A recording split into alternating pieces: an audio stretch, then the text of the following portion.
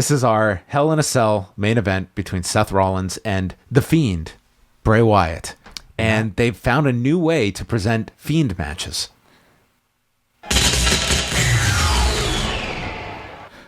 Holy shit. What is happening? What is going on? What have you done, Way? What's going on? Oh my god. It's The Fiend, Oh Wei my Ting. god. Oh my god. This camera's shaking. It's all red. What's going on?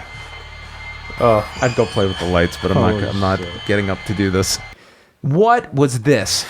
How you put together a match where you just have no fucking out, and this is where you go? Like, is there one person in the world that you would run this finish by and not expect a crowd to throw garbage at you, or at the very least chant refund, which they all did afterwards? They hated this, and with absolute justification.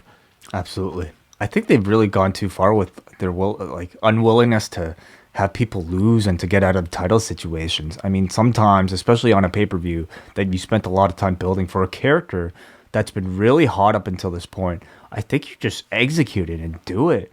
And yet, even on a show like this was really bad on a number of levels. They did a lot of damage to the perception that the Hell in a Cell is your final destination for a feud. Not that this was, but I think for many feuds it is. It certainly lost its luster, I think, over the last number of years. But this to me was an absolute, just killing of this gimmick.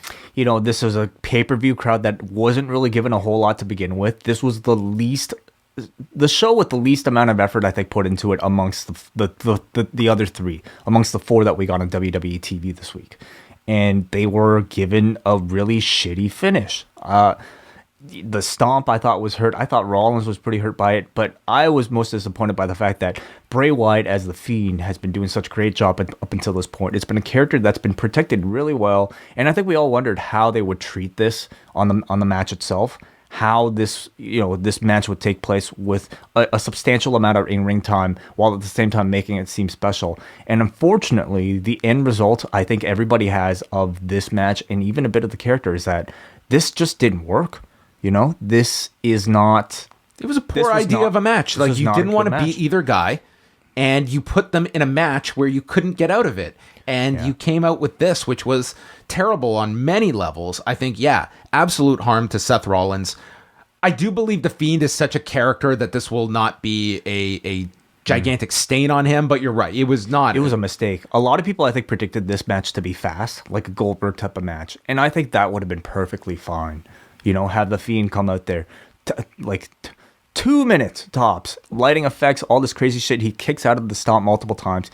Sister Abigail, done. Let that be that threat that's always lingering. The harm is going to be, Seth comes out of this. If you were worried about tiptoeing around crowds booing Seth, this certainly gave a lot of amplification for, if Seth comes out to a negative reaction on Monday, I think you will have a problem on your hands. This was... He just came across so unpopular in this particular setting. And meanwhile, The Fiend felt like a total babyface at the end of all of this. You had sympathy for this monster at the end of it as a result of it all. Crowd wanted to see a title change. They wanted to see a title change. They do like They the wanted Fiend to character. see a finish, I would say, at the very least. This was just an awful way to end this, to the point that I understand, it would be very awkward to follow this, but I 1000% would have flipped this with Sasha and Becky. I don't care about that transition. It beats the way you ended this show.